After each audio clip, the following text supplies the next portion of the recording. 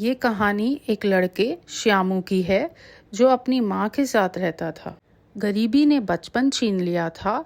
School जाने की उम्र में वो काम करने लगा था, पर एक चीज़ थी जो उसे हमेशा खींचती थी, पास के सरकारी स्कूल की घंटी की आवाज़।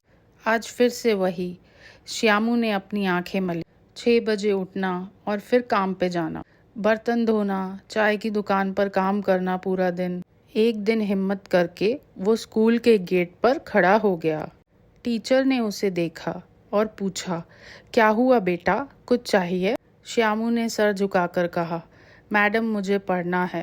मैडम ने उसकी आंखों में चमक देखी और उसे अपने साथ ऑफिस ले गई। प्रिंसिपल मैम ने श्यामू की बात सुनी।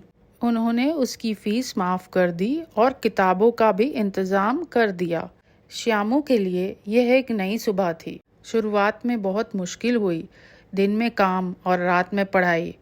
कई बार नींद के मारे वो किताब पर ही सो जाता था। सालों बीत गए। श्यामू ने 10वीं और 12वीं में टॉप किया। उसने कड़ी मेहनत से इंजीनियरिंग कॉलेज में एडमिशन लिया। कॉलेज के दिनों में वो ट्यूशन पढ़ाकर अपना खर्चा चलाता था। ग्रेजुएशन के बाद उसे एक बड़ी कंपनी में अच्छी नौकरी मिल गई। पहली सैलरी मिलने पर वो सीधा माँ के पास गया और सारे पैसे उनके हाथ में रख दिए। उसकी माँ की आंखों में खुशी के आंसू थे।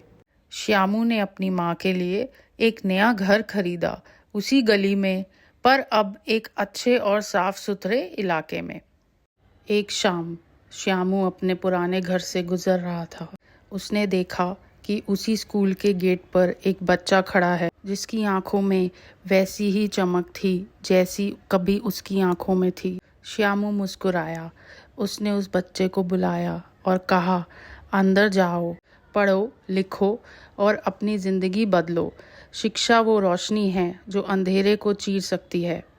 श्यामू की कहानी सिर्फ एक लड़के की कहानी नहीं थी, बल्कि ये उन लाखों बच्चों की कहानी थी जो गरीबी के अंधेरे में भी शिक्षा की एक किरण ढूंढते हैं।